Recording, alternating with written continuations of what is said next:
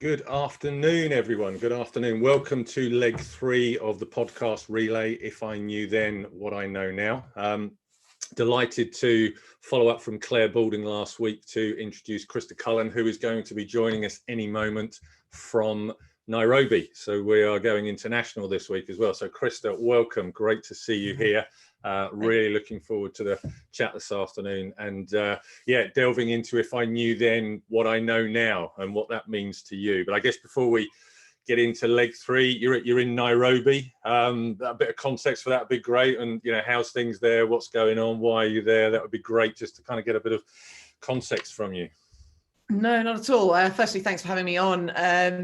Yeah, so I'm third generation Kenyan, ironically, and as having had the luxury of playing for Great Britain over sort of 3 Olympics, it's somewhat odd that I sort of call this place home, but it has always been home. So my grandparents after the war came out here, and then my parents are born and bred Kenyans, and then I was born here and went to boarding school in the UK, hence why most of my sporting endeavour was fulfilled over in the UK. So when lockdown came in, I guess much like everybody, we all rushed back to our families. So that placed me back in Nairobi for the foreseeable.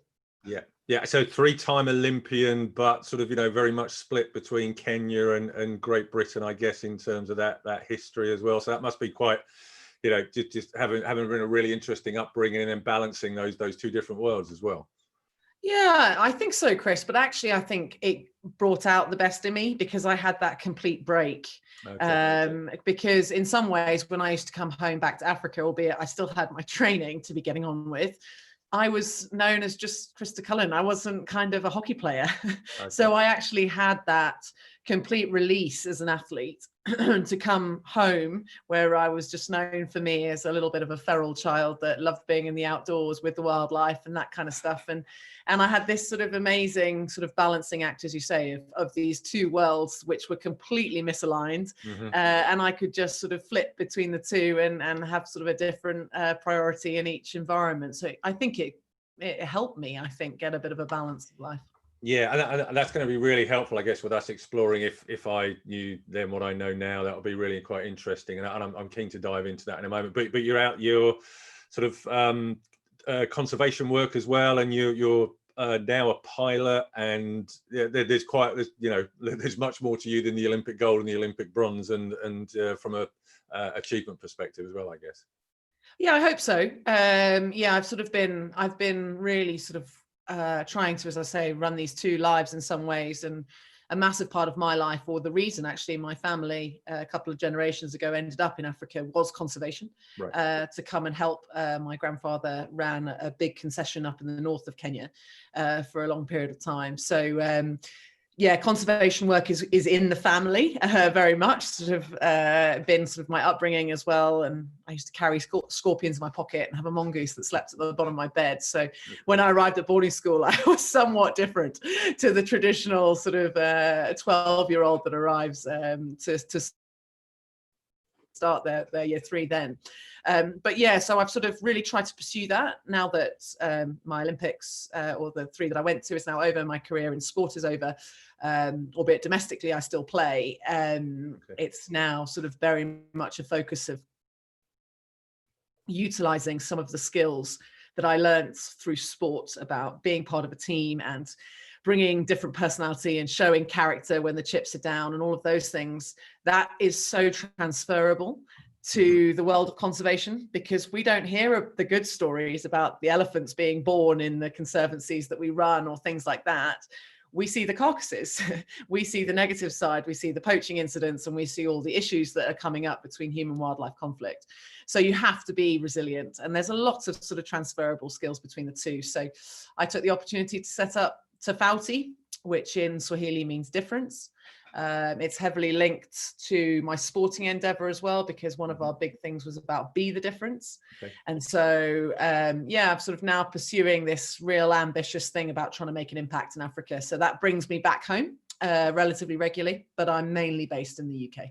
Yeah, yeah, and actually a nice link, not knowing that Claire was going to hand over to you. Us at Planet K2 have done some work for the Tofauti cycling team that's been set up, that I know you guys are sort of that you're very much sort of supporting as well. So that was great to have sort of had that link as well. So it's a small world, which is great. Absolutely.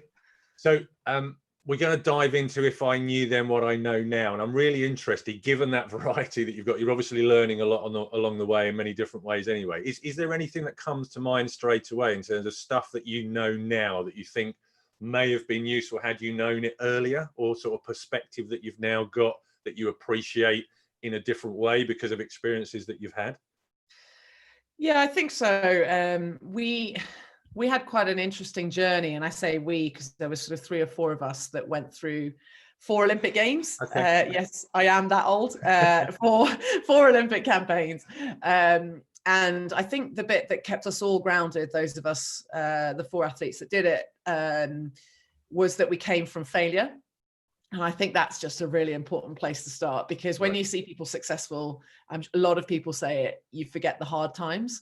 And there were a fair few of us that had been through that, and it wasn't pretty. But then, you know, when you're at school and things are going well and you're being successful and you start playing domestically, you start playing for your region, and then you start playing, hopefully, if you're lucky enough, for your country through the NAGS program, so the national age groups, you seem to be on this upward trajectory, and everything is going really well, albeit we all have little setbacks that come in, injuries or various different things, and you manage your journey as you see fit.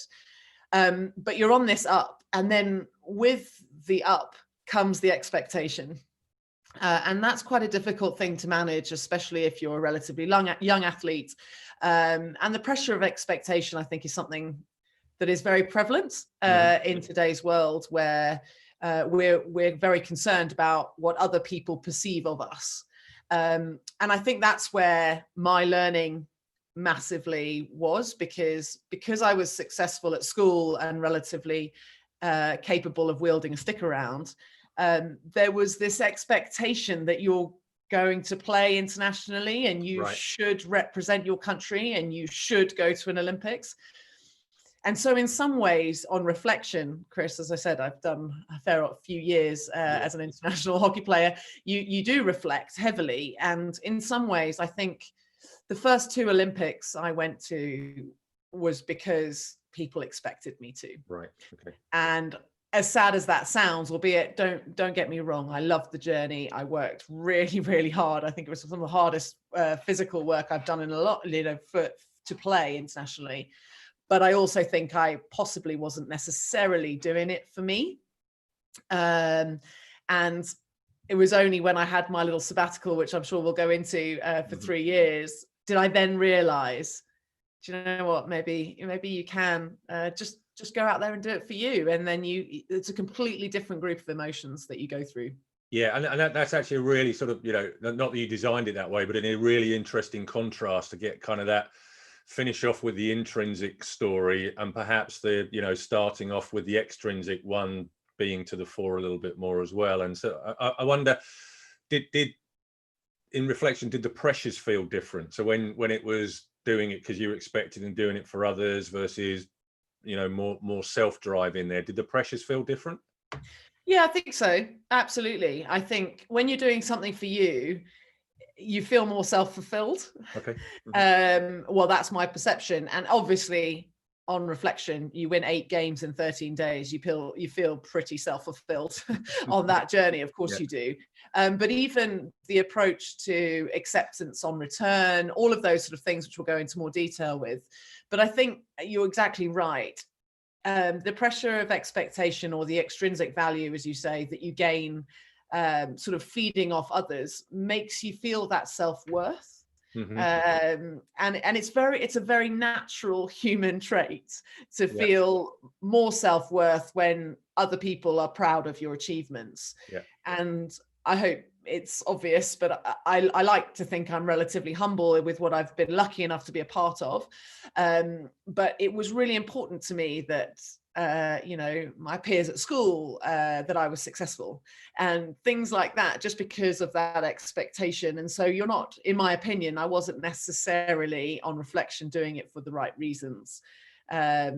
Albeit it was a great journey. I loved it, but it wasn't, I think on reflection, that sort of self-preservation side, I think could have helped me possibly. Yeah. And I think from the reflection point of view, it's interesting that growth of that, there's meaning to us in terms of what others perceive of us, but ultimately is useful for us than the belief that we have about ourselves, and are we proud of how we've gone about stuff as well? Because it's always a really interesting balance, because I think sometimes people feel guilty for wanting to please others and sort of not being totally self-focused, which does seem to suppress a very natural need as well. Was there a change before the retirement for you? Were you becoming more self-focused, do you think, prior to retirement?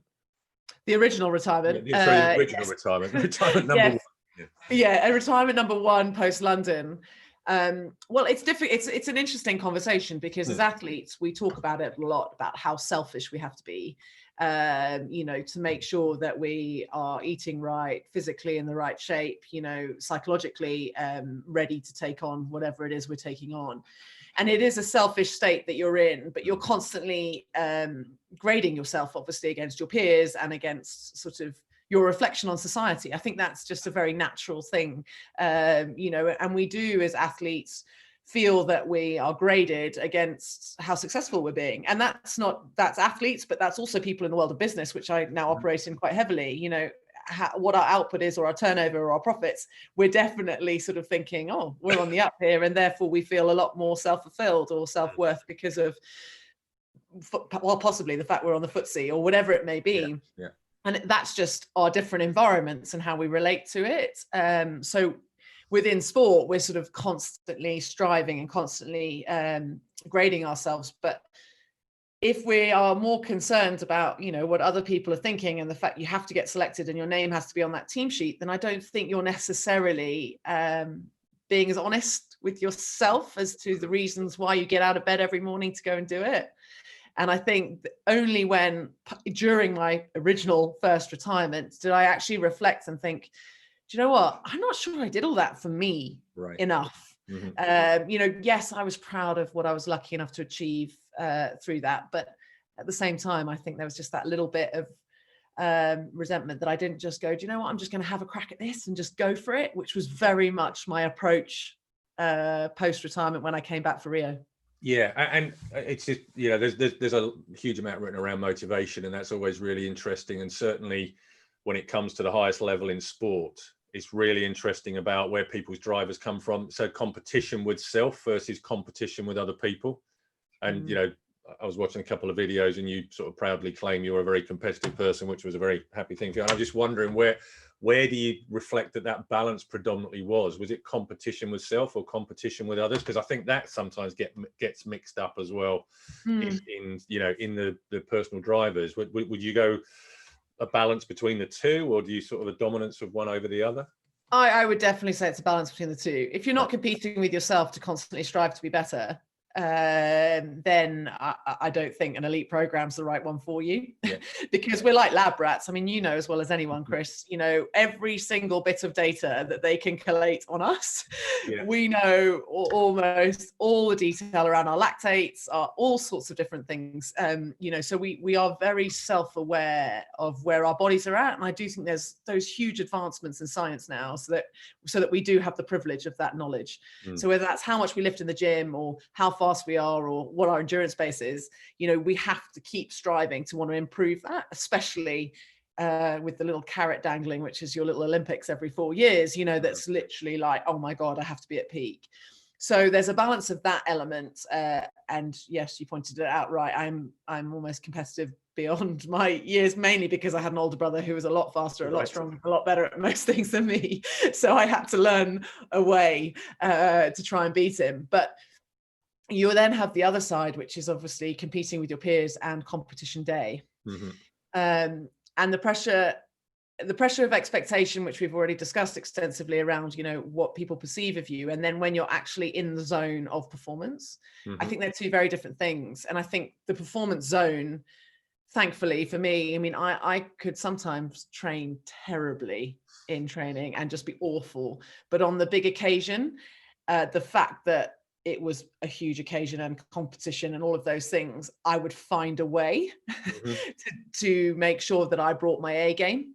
And I thrived in that environment. And I think that's a very unique thing as an athlete. Some people are really good at training and then in a high pressured environment don't necessarily fulfill their potential. And I was kind of, thankfully for me, the other way around. Like sometimes I could train terribly, but I also had the self-confidence over the journey that I did over a number of years that I knew when it came down to the push, I would be okay and I would be able to pull my weight and be the cog in the wheel that my team needed. And so that competitive spirit, I think, has to be a balance of the two, both, within you being competitive with yourself, but ultimately on the occasion, you have to be able to deliver because your team needs you. And I think actually it's a fascinating switch between preparing and then performing, and just that sense of, actually a lot of the time in preparation, we're asking, what if, is it going to be good enough? And there's a lot of that, the data that you're saying is coming in and you're kind of hoping that's all going in the right direction. I'm not quite sure why, as the psychologist, I ended up taking more early morning urine measures than the physiologist. But anyway, this is how the cookie crumbled. Perks of the job. Yeah. They said it was for me to be able to read the mood of the people first thing in the morning. Or so I don't believe it, but that's really interesting. That kind of questioning in preparation, but then you actually get into the game, and it's, well, we're here now. I'm gonna play with what's unraveling in front of me and start to take control of stuff. And there's an interesting switch there as well. I wonder if for you, I guess in the back line as well, and that position and your ability to sort of, appraise what's going on and feel that you're in control much more now. I wonder if that shifted for you a lot when you stepped over the white line. Yeah, I think so. I'm not somebody, my personality traits are not somebody that's data driven massively. So the fact that, how many times I touched the ball and all of those things, or what my positive outcomes were, or all of those things, I think there are personalities who are almost devil in the detail and they get so stuck in it. And it's a fine balancing act, I think, as a coach or a manager or whatever it may be, to try and make sure you're fulfilling the athlete with enough information without that kind of overload of them feeling like they're governed by data and by numbers. And thankfully, my response to it normally is, okay, I might have touched the ball that many times, but did we win? Did we score goals? Did I score? Was I lucky enough to be on the score? All of those sort of things were kind of more how I sort of was driven. But that's learning yourself as well. But I do think there's the luxury of data that we have now, but I do think it has a negative side to it too, with complete overload into athletes, and then they're kind of, as you say, governed by it. And then it can not necessarily pull out the best in them, because you're exactly right, Chris. You cross that white line and it's dog eat dog. It's you against, it's 11 v 11. They may be world number 1 and we may be world number 7. But it's 11 players on the field. And sometimes you need that sort of cool, calm, collected kind of personality who's in the utmost of pressured situations, and you kind of just take a deep breath and you go, we're going to be okay. We've got wave upon wave of Dutch attack coming at us. Trust me, as you know, it was. But I knew that, we were okay. We were going to be fine. And you just need that little bit of, a breather sometimes, just be like, okay, just consolidate. We're going to be all right here. Yeah, and it's interesting you're talking about the data and the balance, and whether the data is controlling you or you're controlling the data, and so, and that's a really interesting one from a business perspective as well, because people have so much of the kind of targets and we can kind of get so sort of obsessed with the data not being right that we forget that we're the people doing the things that are controlling it, and that, you know, and that's that you know, in the match playing situation, that's critical, isn't it? Well, you can't keep going, oh no, my stats are terrible at that, so I mustn't try that, because we have to be impulsive. And if it's the right decision, we have to feel empowered enough to be able to take the plunge. And I think that's the environment that we create, whether that's, you know, on the sports field or in the business environment, where we create this freedom of educated risk. Because we have to empower people to be allowed to go for it. You know, why do we have employees? Why do we put a team together as a coach? We can't do it ourselves. Do you know what I mean? So we have to give them the environment, which is one of the things I think we had huge advancements for post 2012 and in the build up to 2016, where we gave an environment where people were allowed to make mistakes. And I know that's easy in sport because they're short-lived and they're emotion-driven normally, whereas in business they can be pretty crucial. But if you can create this environment where people feel safe to sort of take a few risks and learn the hard way because it hurts, you know, then they're willing to sort of try things even in pressured environments, because that's those kind of little moments of magic are the game changers at the elite level. And they can be the difference between, you know, hitting the post and getting it in and scoring. And, you know, that's those flair players, we need to empower them, or people within the group, empower them to be able to take those risks and feel that they can. And the safety thing. So, you know, psychological safety is flying around loads at the moment, but you know, there's a concept of just cultures as well, which is equally valuable. You know, there is that concept that if we assume that people are turning up with positive intent, mistakes are as a result of trying to do what, you know, the best that you could do.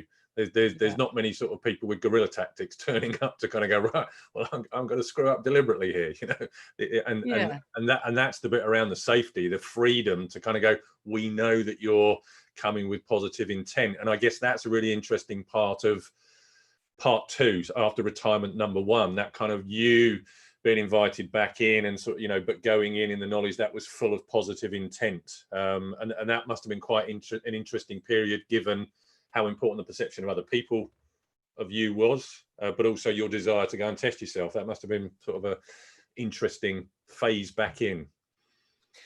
Yeah, and I think I didn't take the decision lightly as well. Right. And that's I think a very important point through all of this. And, you know, so just for context, I retired after 2012, did 3 years back in Africa working in security, and became a pilot and worked in airline surveillance for wildlife protection as my sort of bit on the side, wanting to get into conservation. And then one fateful day on an April, got a phone call from the head coach who I hadn't spoken to for 3 years, and I definitely thought was pocket dialing me.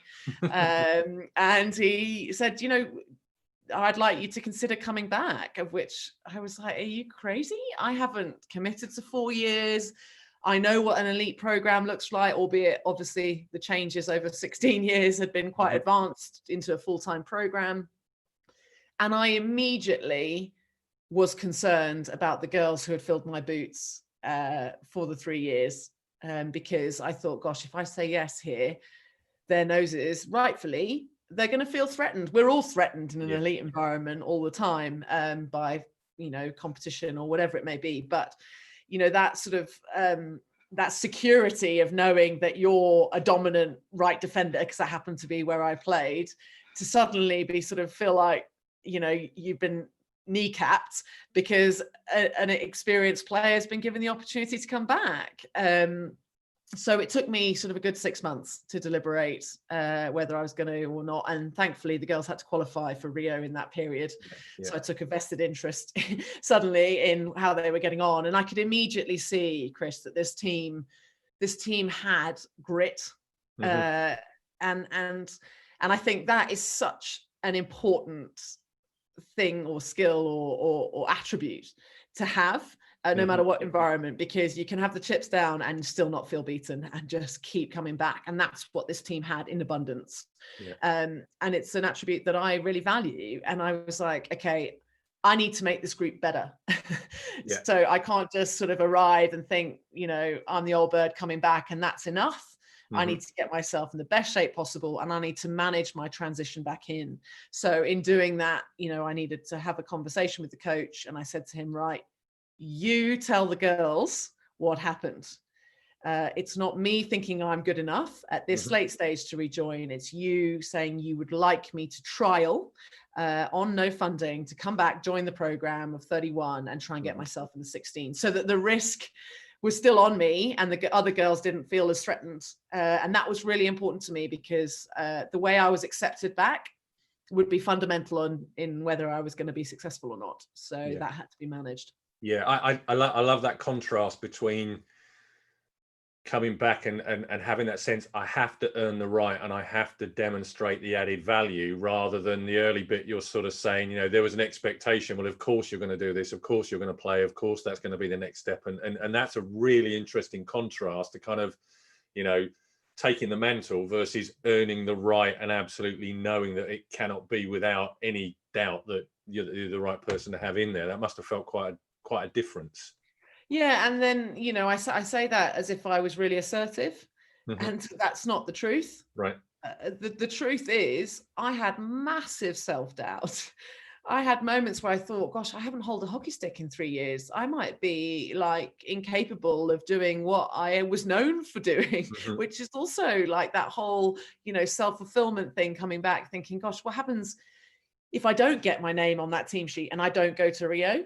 My life's gone full circle. I've gone back to UK from Kenya again, and I've gone to try and commit to a full-time program. And there's a massive likelihood 31 athletes training full-time, 16 get picked, just short of half miss out.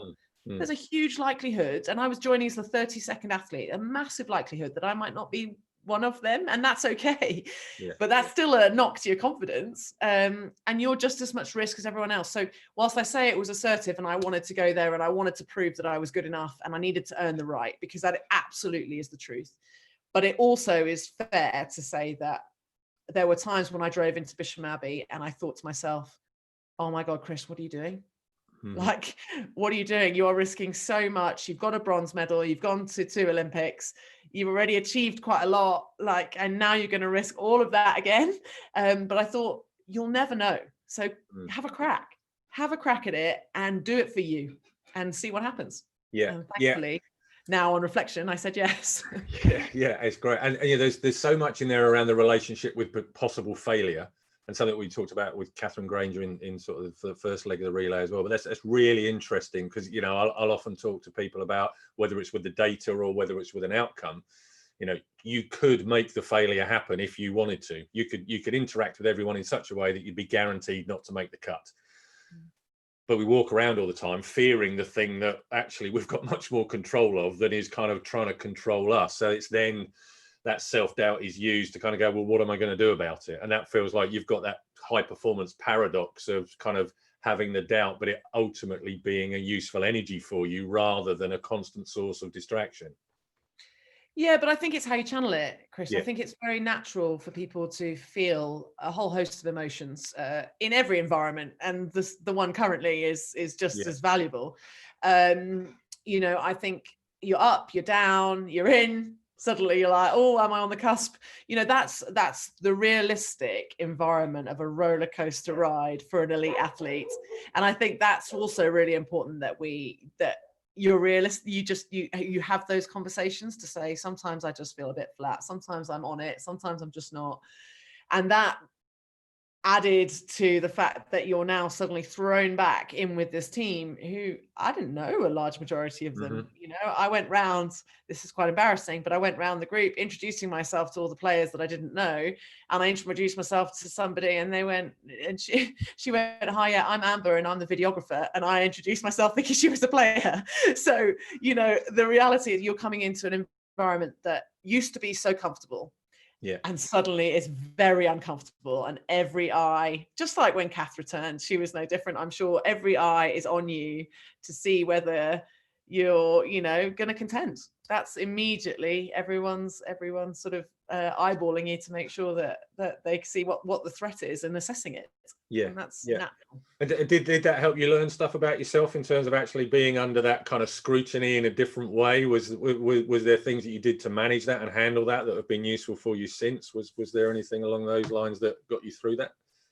I think there was an appreciation that it was coming. Okay. So I knew that, so I came straight back into fitness testing, which is pretty brutal, straight off the bat. So we talk about data, and immediately my data was on show to sort of say, listen, is she at least in shape, like, to contend? And I knew that was going to be the scrutiny I was going to be under straight away.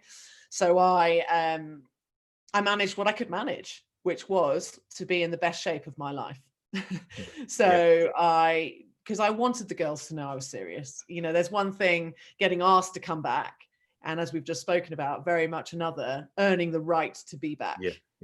And I had to do the latter. The first bit, I got my toe through the door, but there was no guarantees, as I said. So I literally trained my heart out. So even though I probably wasn't going to be that coordinator with a hockey stick for a few months until I got back in the groove, I knew that physically I would challenge anybody to be able to do what I needed to do.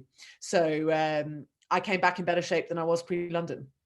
So I was like, right, I want the girls to know I'm serious, and I want them to look at my stats and go, holy moly, she's in this, and she's genuinely here to contend. And that set a precedence immediately because it showed how serious I was. And I think that immediately, in some way, get some form of respect from those girls who I hadn't had the privilege of playing alongside yet. And with that different scrutiny, forensic approach, I guess, in the second half, if you look back and you think about preparing to play in your first two Olympics and the player that you were and how you were on the pitch as well, do you think there would have been a slightly different experience had you felt you'd have earned the right a bit more for those two Olympics? Do you think there'd have been a different small percentage to your game in some way? Does it feel like that the second iteration of you would have had some great stuff to offer the first iteration? I think I just would have put less pressure on myself. Right. The second look for Rio, I was just like, do you know what, I'm going out here and I'm just going to give it all the energy I've got and just show everybody what I can do. And I didn't feel the pressure of the world on my shoulders. Right. But I was, for the first two, I was quite a dominant player in the squad. And I'd always been there, and do you know what I mean? It was sort of like you were assertive and you were sure of your position. Suddenly I was almost taken out of my comfort zone, because come Rio, I wasn't the dominant player that had always been picked in the build-up and had all those guarantees. And so I didn't necessarily feel as pressured in Rio because, yes, I was an experienced player. Yes, I'd been to two Olympics before and all those things. But, I had a 10-month run in and I was giving it a crack, and I was finally doing it for me. Which is a very different approach to what I'd done previously. And I think for my personality, if I knew that I could have done it in that way and succeeded in the way I did, possibly I would have had a few tweaks and changes to how I would have approached certain things, should I say, in the build up to both the Beijing Olympics and the London ones. And that's really interesting as well, that difference between demanding that you play a certain way because of what's expected of you versus finding out how good you can be this time in this situation, and sort of having the freedom to discover rather than the demand to deliver a certain thing. And that subtle difference is important. Absolutely, Chris. And to that point, I think the transition that we were in through the three Olympics that I played in was quite extreme, in that we had the same coaching staff primarily throughout the whole thing. And I think through that journey, there was a lot of trust and empowerment onto the players. And with that, obviously, when you've played with players for a long period of time, you start to get to know their personalities and where they do and don't deliver, and then can sort of build a team that given the freedom, can fulfill it and can go for it. And that really appealed to my personality, because I'm sure you've worked it out by now, I'm not a massive fan of being told what to do. I would rather show me how to do it and let me try, and I'll learn through failure until I will drill it so many times, because I've got that sort of obsessive side to my personality, which is like, I'll practice and practice and practice, which is why probably I'm a drag flicker. You know, you do 150 drag flicks a day because you just got to keep doing it for that one chance to possibly be called upon in an opportune moment. And so that freedom is perfect for me. An athlete that didn't suit a full-time program, which is possibly the reason I retired the first time, because I didn't think I could do another 4 years of an elite full-time program, because I enjoyed working. I enjoyed distractions out of hockey. I got a completely separate friendship group to hockey environment. And I'm a little left field. I'm quite an independent soul, and I quite like doing my own thing. I don't really like routine. So it was a real difficult environment, because I didn't massively thrive in a full-time environment, because I'm a non-conformist in a conformist environment. And that's quite an interesting issue, because I'm left field, and so it doesn't always suit me, and that's okay to be a bit different, but it just needs managing, and that freedom element that our last Olympics, or 2016 Olympics, offered enabled me to thrive more, because I felt empowered to make decisions, and I know that I was able to sort of help other teammates do the same thing. And I think that then made us all feel that we could take that educated risk from training into the performance environment. And very much speaks to the sort of hashtag that you as a team had, which was be the difference. And one of those was the important factors that were there for it. You know, be the difference by the decisions that you make, the choices that you make, by how you choose to show up. And you know, there's a great sense of positive challenge in that, isn't there? In terms of, well, you've earned the right to be the difference, so be it. And that feels really, really liberating, I guess. Yeah, absolutely. And then the unity, I think it was, the team was so committed, both through the culture that we adopted and created, and we owned the process. It was not that sort of military, you will do this and you do. And I've been in teams that have had exactly that, which is, you will feel inspired, you will do this, you will, and you're like, no, we didn't come up with it, so don't tell us how or what, like, give us the means. So we're sitting in a room, you know, thrashing it out, and we came up with those statements, and each one, as I've used the one, be the difference, because that's the one that really resonated with me, but inspire the future, we are one team, we are winners. There was a number of different things that, you know, all the members of the squad felt represented by. And so you now create an environment where it's not just up to the coaching staff or the managerial staff in the corporate industry to demand more. It comes from within. And that is a very special equilibrium to be able to get. And it's very unique. And I've never been in a team where it's been so shared, should I say? So everybody, no matter the number of caps you have or whatever, is able to pick up on somebody's inefficiency in a certain area, or somebody's just looking a bit blue and a bit non-normal to their personality, or all of these little things. And now you've got 31 people recognizing things, rather than it going, coach's problem, not our problem. And that's when you put the coaches, when you put the coaches and the support staff in with that as well, so it's all of you in that kind of flat structure, holding each other to account to play their part. That's again, you know, from a business perspective, flatten the hierarchy. Everyone, whatever their position, has a role to play in picking stuff up, leading by example, following the ethos. And you know, that feels like there was a lot of that total team piece as well. Yeah, but it's underpinned by respect, I think, Chris, and that's, you know, respecting everybody for their individuality or wherever it may be. And I think that analogy that you used was perfect. You know, you don't go out to make a mistake, you make mistakes because you're trying to be the best version of yourself. And we're no different to everybody else. Sometimes it does go Pete Tong, like it's not always going to be on song, albeit in your mind you're thinking, yeah, that pass was absolutely pinpoint, going to nail it, and then you pass it straight to the centre forward at the top of the circle and they have a swack at your goal. Trust me, I've done it like that. It's very normal to be trying to do things that possibly were the right decision, just poor execution. And that happens on the top stage as it happens at the grassroots. It happens. But that ability to know what to say to a fellow peer or colleague or player in the heat of the moment when they're under pressure, because you've built that relationship and you've invested time in each other, And that's where there was a lot of valuable time spent in that sort of depth of understanding of people, critiquing people's personalities and working with them. How do I get the best out of you? What do I say? How do I, because there is those moments, and we all feel them when the chips are down and you're thinking, oh my God, I don't know how we're going to survive this. Yeah. You know, when you turn and you look at Kate Richardson-Walsh's eyes, and I see the whites of her eyes and her nostrils flaring in the final against the Duchies. And I knew all I had to say, albeit my lungs felt like they were dropping out my body. And I just had to say to her, Kate, don't worry, we've got this. We're in this together. It's fine. And immediately I knew that was settling for a fellow peer. And you just invest the time because you understand each other, and and that's the luxury of playing a long time together. But if you invest the time in your colleagues and stuff, you start to realize, how do you make them tick, or how do I help them? Albeit I need to deliver, but I also need my teammates around me to deliver. Otherwise, I might as well be sitting on the sideline with a pina colada, because it ain't going to help.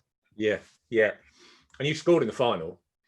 And it just makes me wonder, does that goal have a different sort of place for all the other goals that you scored, given it was in the final, or was it actually because it was part of this holistic performance? It wasn't really a goal like some other goals were. I'm really interested just how you reflect on that contribution. Well, the irony of the question is quite hilarious, because it's the only outfield goal I ever scored for my country. Okay. So, and what I was doing there in the circle as a right defender to this day, I think still gives Danny cold sweats, because we're all a product of the environment in which we train, and I'm no different to everybody else. Under no circumstances, when you advance on the left, should you also advance on the right. We all know that. We watch football. Yeah. You've got to have cover. Everyone's like, cover, protect the middle, all that sort of stuff. That's standard, no matter which sport you're talking about, right? This whole gaining ground vibe. Yeah. And Giselle Ainsley was advancing down the left-hand flank. And I should no way, under any circumstances, had also been advancing on the right. I left Kate on her own, probably marking two players. Stupid decision, but we were 2-1 down, and the Duchies were on the up. And I thought, you know what, there's a space, so I'm going to go for it. And there's this dogged ball that took forever to get to me, because it took a deflection, bounced across the front of me. And whenever I coach kids, which we all do a lot now, you say, don't ever hit a ball coming left to right across your body first time. So what did I do? Did it hit the ball first time, completely misconnected, and somehow Sombrook managed to let it sort of dribble underneath her right pad. Yeah. And you know what? I'll take it every day of the week, because that put us 2-2 and got our tails up again, and enabled us to start fighting to get ourselves back into that game, which was fundamental to putting hockey back on the map. Yeah, and in the context of that, you were short corner, typically scoring a lot of goals in there as well. So I'd only ever scored corners. I don't tend to get into the circle. When I do, I tend to get a nosebleed. So it's probably safer that I don't go near them unless I'm defending them. But on this occasion, for some reason, I found myself there, and thankfully took the opportunity, and we were able to get ourselves back on level peg, which, in the context of pressure and all the things we've spoken about. Yeah. And when the shift comes and it just gets you back on it, and we suddenly found ourselves back in the game. Yeah, and I think that was a fascinating thing from the final. Was it looked like it was going to be really hard to beat you. So whatever was happening, there was always just that nudge back or that nudge ahead. And it was really interesting that looked like it was pretty demoralizing to play against, in as much as, well, every time something happened, well, we're just going to go again. We're going to stay there. And the grit you mentioned earlier, but that having been that togetherness bit, someone's just said there was a Kenny Dalglish documentary where we're in this together as well, was the phrase that came out. If it feels like there was the equal pride in being grittily resistant to what the onslaught was going to be, as well as sort of enjoying changing the narrative and changing the story. It feels like there was a good balance there. Yeah, I think so. You're obviously, your tails are up anyway, because you've won 7 matches. And we were definitely proving what we'd all said, because we all said, we're here to contend for a gold medal, and the media practically laughed at us, because they were like, you're 7th in the world, you guys crazy. And we knew that we had it within us. It was just about how you start your tournament, and obviously playing the Aussies first off the bat, it was like, we need to make a statement here. Australia, Great Britain, it, no matter what the sport, it's always going to be an interesting showcase. And yeah, little 1%ers, we didn't march in the opening ceremony. They chose to march. We were playing the next day, less than 24 hours to prepare. You know, we need to fuel our bodies right, get our hydration right. You know, it's those little tiny percentages. We hear it so much in sport, the 1%ers that can just make such a difference. And the way we start a tournament is fundamental to the success or the journey or the trajectory that we end up on. So we started out really hard and beat world number 2 at the start of our tournament, and that set the stall. And then, as you say, you know, the we're in this together thing is, do you know what? If my teammate missed a tackle, I would literally throw my body in the way to try and cover them. Yes, it's not my job, but I don't care. You make the right decision to cover your teammate. And I think that's what won people's hearts.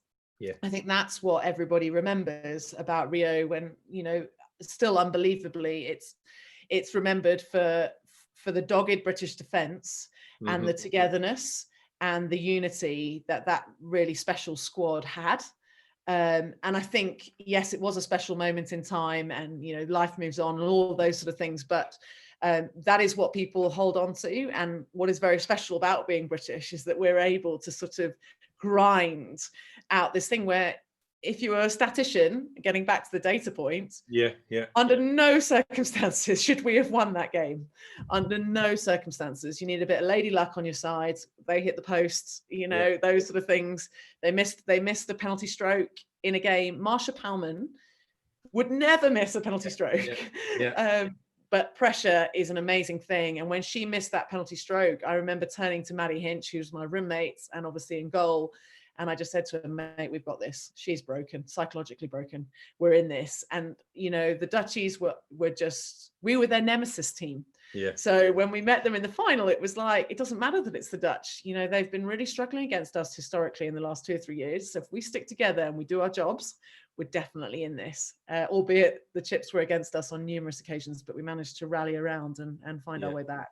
Yeah, absolutely, and so, you know, just such, the campaign was the thing. I think that was so brilliant. The final finished it off superbly, but it was the campaign as well. And we could carry on, but I'm mindful of time and sort of taking up a lot of yours already. I'm just thinking, you know, as we've talked, and if we reflect back on the question, if I knew then what I know now, is there anything that kind of is sort of, you know, coming to mind for you in terms of, well, actually, here's something that I really know now, that I valued, that, you know, if I'd have known it then, it would have added in, or sort of something that I've learned as a result of those experiences that I really know now and I'm going to pay forward. Are there any conclusions for you, I guess, from the conversation?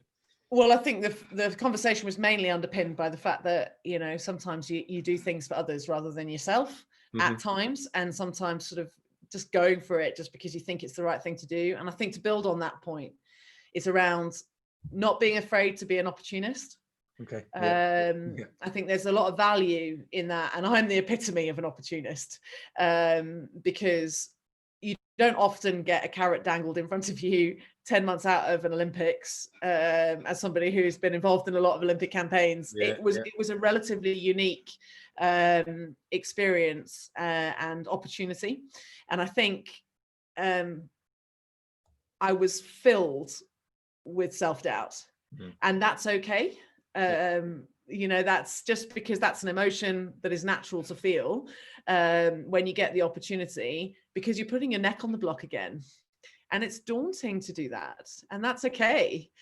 But it just needed a little bit, you know, a little bit of time, a little bit of pragmatism, a little bit of, okay, how do I want to approach this? Sort of a deep breath, and then kind of go, right, I'm going to give this a go. And so that's what I did, and thankfully it worked out. And it doesn't always, trust me, it doesn't always, but sometimes you can be really lucky and it can really work out. And so my learning is utilizing that opportunity to now try and take that into the charity sector of what I'm trying to do now, which is the other passion.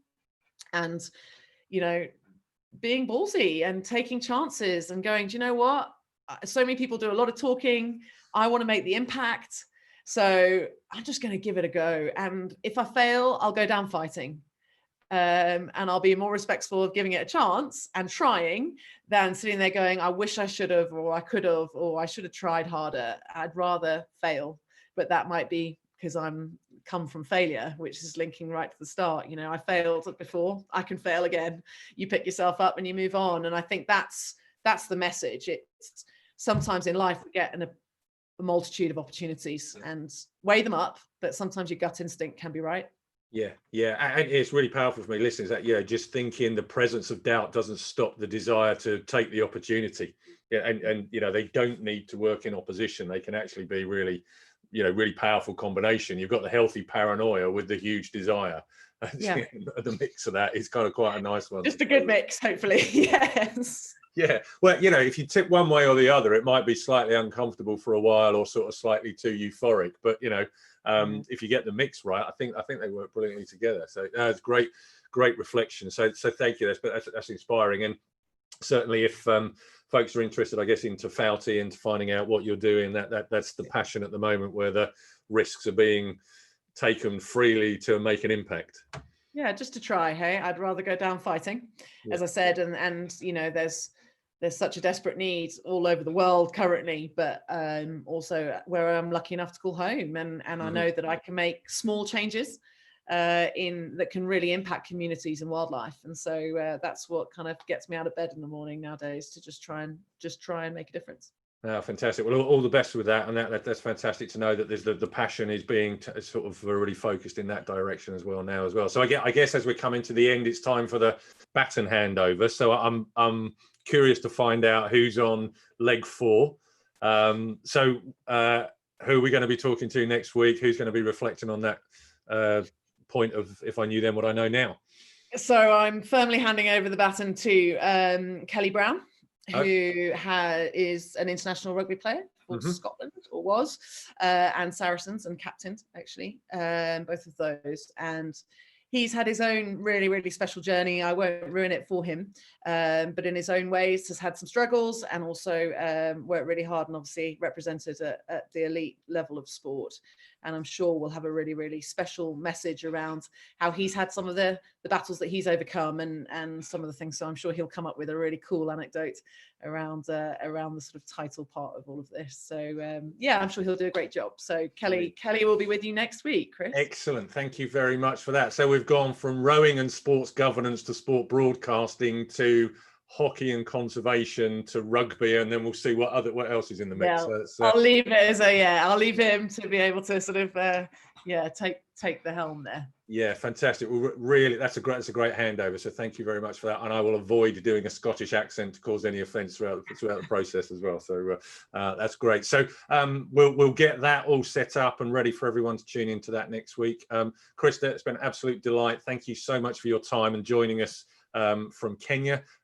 Stay safe out there. Hope everything is going to sort of be fulfilled that you're looking to achieve while you're out there. And I guess if anyone's got anything, look on the Tafouti website if they want to get involved and understand what you're doing more as well. Is there anything, any advice on that you want to give? Yeah, www.tafouti.org if you want to have some information about about what I do or what my team and I do. And then, of course, if anybody wants to reach out to me, there's numerous different channels that you can go down. If there's anything sort of intricate, I'm all ears as to ways we can all improve ourselves. So any which way that I can help anybody achieve that, especially in the current climate, I'm willing to help in any way I can. Fantastic. Well, thank you hugely for your time. All the best with that. And if you need anything from us in return as well, we're here to help. So enjoy the rest of the day. Have a great weekend, and we'll see everyone next week. Thanks very much. Take care. All right. Cheers. Bye-bye.